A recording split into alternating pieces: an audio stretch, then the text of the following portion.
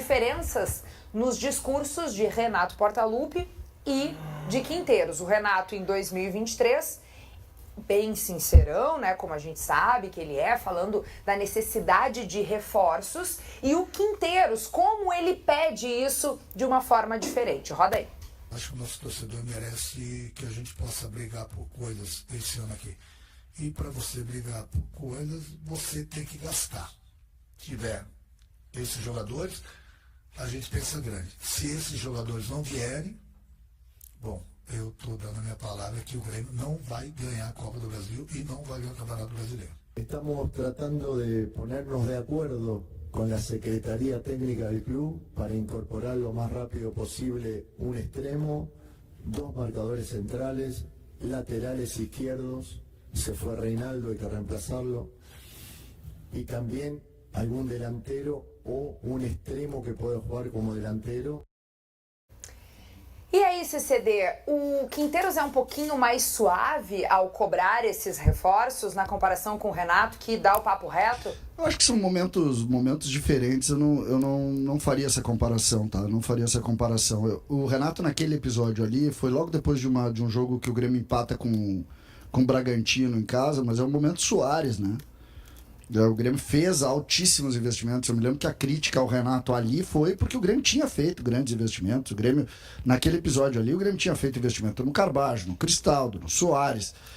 Não era necessário falar em reforço. Mas como o Grêmio tinha fracassado no campo ali, aí o Renato vai para aquele discurso, faz um discurso meio fora de contexto.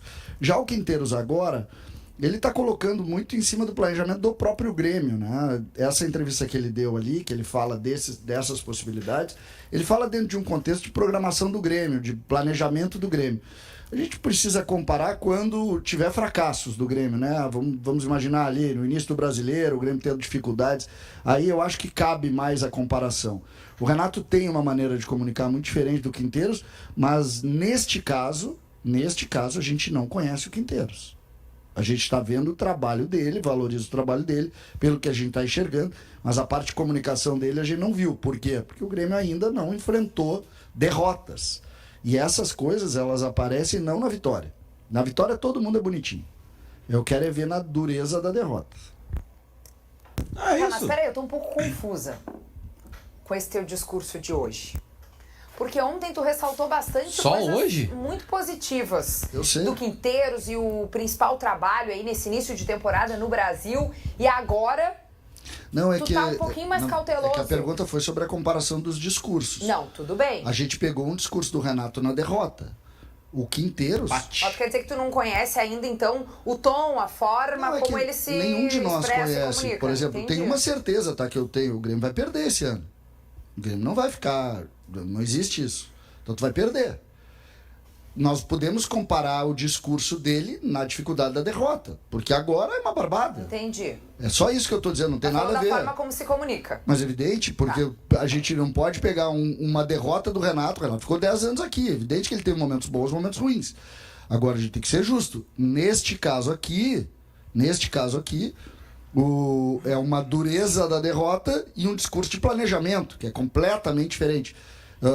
Perde o gauchão. Sim, entendi. Como é que ele vai se manifestar sobre pedidos? Perfeito. E aí, Munari? Eu acho que a gente tem um costume no futebol brasileiro de bater muito em treinador, cobrar muito treinador, né? E às vezes a gente passa pano para dirigente. Eu, pelo contrário, eu não passo pano para dirigente. Os dois têm razão. O Renato queria jogar... O Renato tinha um sistema preferencial... completamente do que tu disse. Que era o 4-2-3-1. Tem alguém aqui nessa bancada que passa pano para dirigente? A gente fala muito mais de treinador que de dirigente. Mas muito mais. Por exemplo, só perde, estava falando... dirigente no Brasil só perde. Dirigente não ganha. Eu sei que...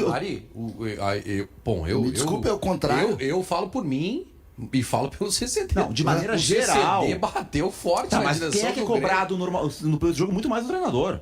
Não, no jogo mais. Talvez. O Renato... Só que dirigente não ganha, cara. Te dá conta, por exemplo. Mas qual dirigente não monta time? Nós temos 2 dirigentes vitoriosos na história do Rio Grande do Sul. Sim, e são idolatrados por isso. Sim, 2. Não, todos os outros apanham. Foi muito elogiado. O Pífero, por resultado, é elogiado. Só que depois do que ele fez na administração de 2015 e 2016, não quer que tenha faixa para ele no Beira-Rio, né?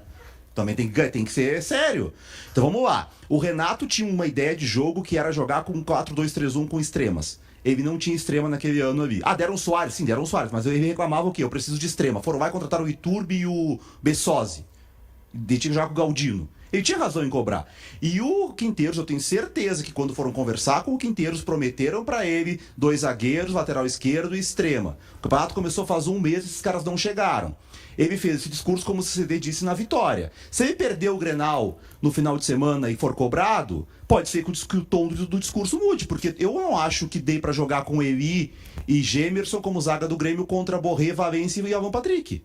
Tá errado. Só que por que os zagueiros não chegaram ainda? Aí se o Grêmio tomar gol errando a saída de bola, nós vamos culpar o Quinteiros? Que deram o Eli, o Gemerson e o Vieri pra jogar na defesa dele? A direção contratou um treinador que tinha um jeito de jogar, que precisava ter zagueiros que saibam jogar. Buscaram o cara pra isso. Cadê os zagueiros? Não deram. Quando der errado, a culpa não é só do treinador, gente. Expectativa por reforços, tá? É um tópico 2 em 1 que a gente vai tratar. Reforços no Grêmio. O CEO do Akhmat, da Rússia, disse que não vai negociar o volante Camilo de graça.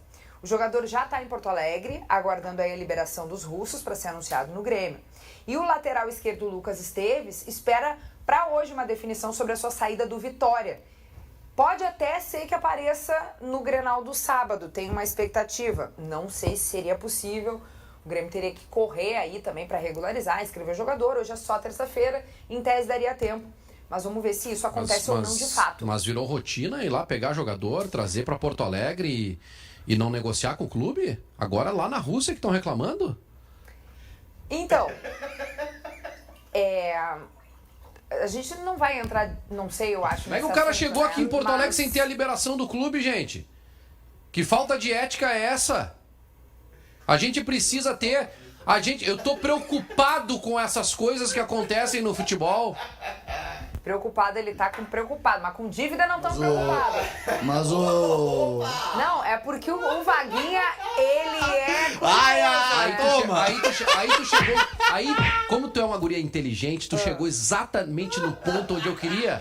Porque quando é pra falar das dívidas do Inter, esse programa aqui mobiliza 60, um fio de 60 minutos. Mas quando é pra falar de uma situação delicada, coloca lá no finalzinho no finalzinho lá. Não, dirigente não é, russo. não o dirigente russo, mas meio que não querendo falar, né? Não seja aí assim.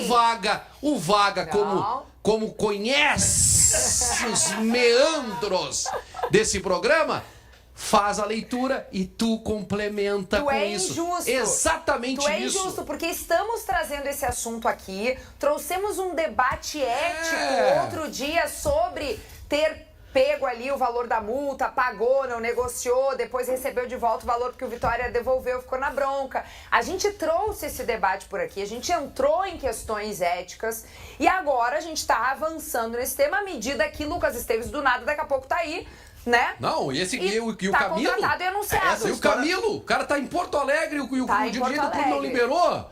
Então, assim, nós temos aqui um representante que é o nosso porta-bandeiras. Porta-bandeiras, tá? Não é porta-bandeira. Ele é o porta-bandeiras. Só que ele é o porta-bandeiras seletivo. Ele levanta as bandeiras e aí ele usa o Internacional para dizer, usa o Grêmio e o Internacional. Mas quando tem algumas bandeiras que ele deveria levantar, porque ele é o senhor da ética, aí ele esquece. Algumas bandeiras ele deixa em casa e outras ele nem encosta. Tem outras bandeiras que ele prefere nem encostar. Não é nem levantar, ele prefere nem encostar. Essa bandeira aí de pegar um jogador da Europa que tá lá jogando, que tem contrato e trazer para Porto Alegre, então, essa aí ele Já desce teve o discurso? repulsa. Já desce o discurso?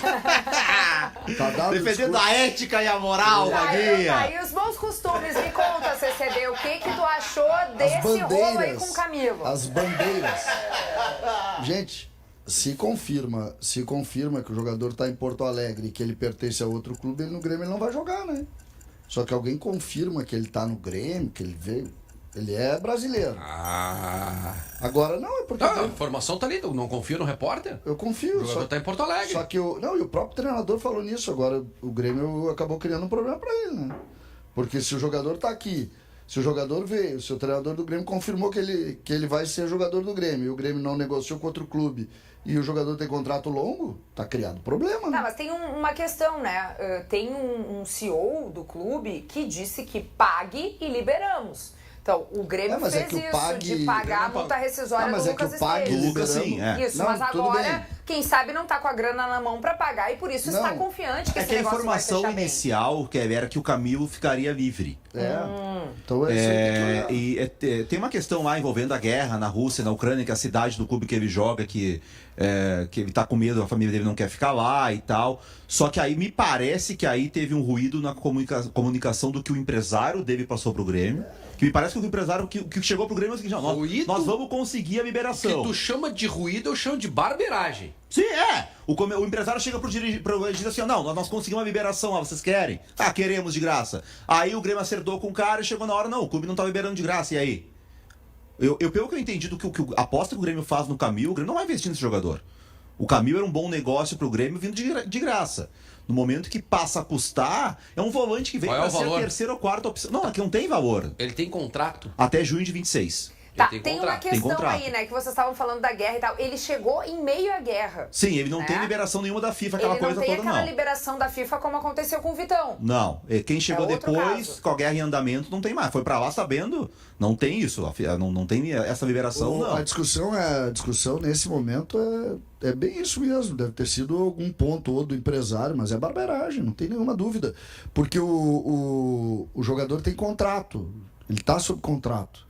Se ele vai ser liberado ou não é uma questão do jogador, não é uma questão do Grêmio. Chega com a liberação, vai jogar. O problema é que tem que chegar, né? Ou senão não vai jogar também, e aí vai para outra.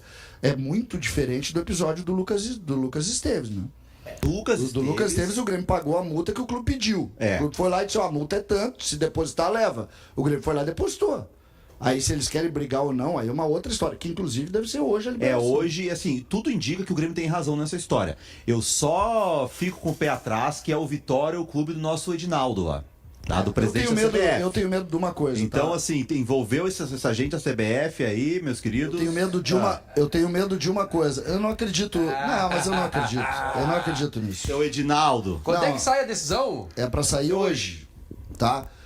Eu não acredito muito nisso. O meu único receio com relação ao episódio do Lucas Esteves é que a multa não seja no valor exato que o Grêmio pagou, ou por algum cálculo e tal, porque aquilo ali foi colocado $1 milhão, é uma coisa muito relativa.